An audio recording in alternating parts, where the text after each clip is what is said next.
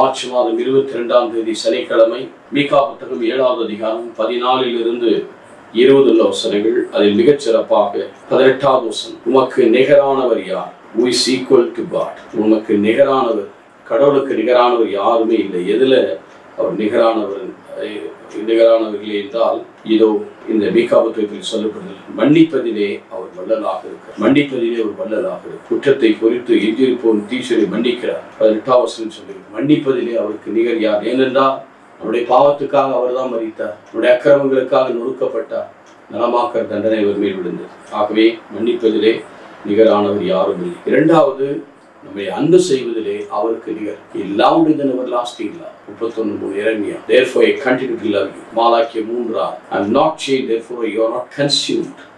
நான் மாறாதவனாக நீங்கள் அழியாமல் இருக்கிறீர்கள். காரணம், இதோ அவர் என்ன செய்கிறார் என்றால் நம் மீது அன்பு கூறுகிறார். மூன்றாவது மிக முக்கியமானது, இதில் நிகரானவர் ஒன்று, மன்னிப்பதிலே அவர் மன்னிக்கிறதுனா அவர் திரும்பியதான் பார்க்க மாட்டார். உங்களுடைய பாவங்களை முதுகு பின்னால் தூக்கி எறிகிறார், காலாலை மிதித்து போடுகிறார். இரண்டாவது பேரன்புக்குரியவர். மூன்றாவது இஸ் ஃபெய்த்ஃபுல் காட், நம்பிக்கைக்குரியவர். வார்த்தை நம்பிக்கைக்குரியது, அவருடைய உடன்படிக்கை நம்பிக்கைக்குரியது. அது 20ஆம் வசனத்தில் சொல்லப்பட்டது. மூதாதையருக்கு ஆணையிட்டு கூறியதோடு யாக்கோபுக்கு வாக்கு பிரமாயம், ஆபிரகாமுக்கு பேரன்பையும் காட்டியுள்ளது. ஃபெய்த்ஃபுல்னஸ். இந்த 3 காரியங்கள், ஒன்று மன்னிப்பு, இரண்டாவது பேரன்பு, மூன்றாவது ஃபெய்த்ஃபுல்னஸ். இந்த 3ம் இதற்கு நிகர் இந்த உலகத்தில் வேறு யாருமே கிடையாது. யாராவது ஒரு கம்பேரிசன் சொல்லவே முடியாது.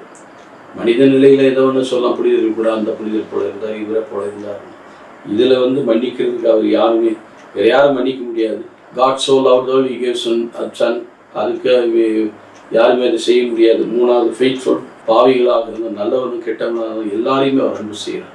அந்த ஃபெய்த்ஃபுல்னஸ் நம்முடைய வாழ்க்கையில் செயல்பட ஒப்புக் கொடுப்போமா? ஆண்டவரே, மக்கொப்பானவர் இந்த பூமியில் ஒருவரும் கிடையாது. மன்னிப்பதிலும் பேரன்பு காட்டுவதிலும் பிரமாணிக்கமாய் இருப்பதிலே அன்பினால் இவரை காத்து ரட்சி நல்ல பிதாவே. ஆமென்.